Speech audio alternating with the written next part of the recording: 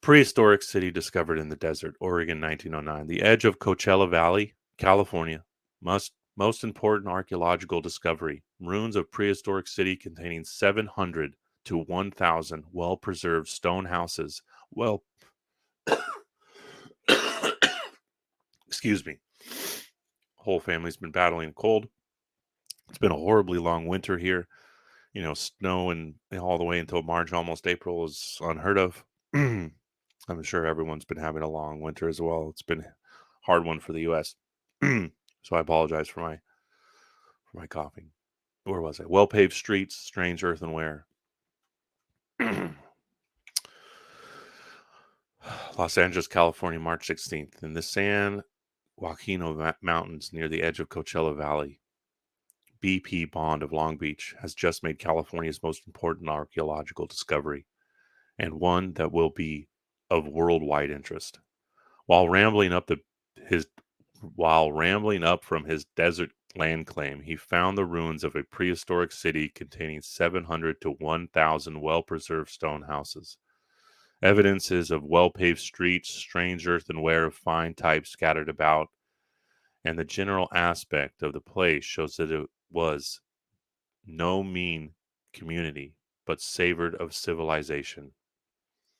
Bond arrived here today, and after conferring with Charles F. Lumens and other scientists, arranged to place accurate information concerning this remarkable find before the Smithsonian Institute. He already had assurance by wire that an immediate and thorough investigation will be conducted from Washington, and has been asked, in the meantime, not to divulge the exact location of the ruins, lest relic hunters and others, who's the most fraudulent and guilty relic hunters? The Smithsonian, without a doubt. And you have to remember, in this time period, you guys, um, not only would they pay you, um, you get your land claims taken.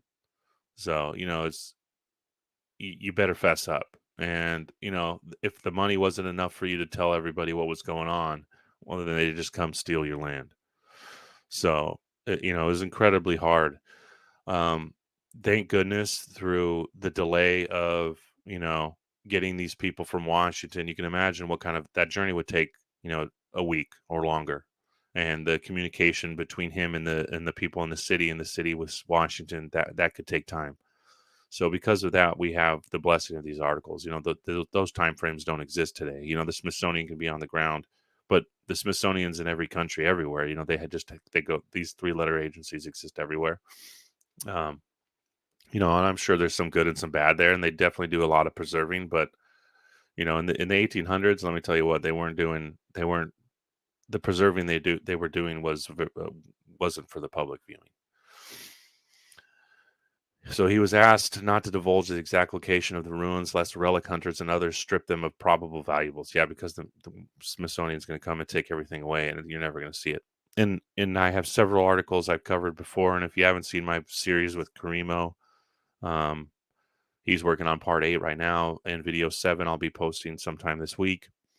We cover a lot of this. He has several of my articles that he covers where I clearly show, and the author clearly shows, that the Smithsonian not only was doing things illegally, but the governor of Colorado flat out said that he can do nothing. He's powerless, and they're stealing everything. They're tearing down buildings, and they're shipping things to the east, to Europe. I think they're reconstructing a false history in other places. That's what it seems like to me.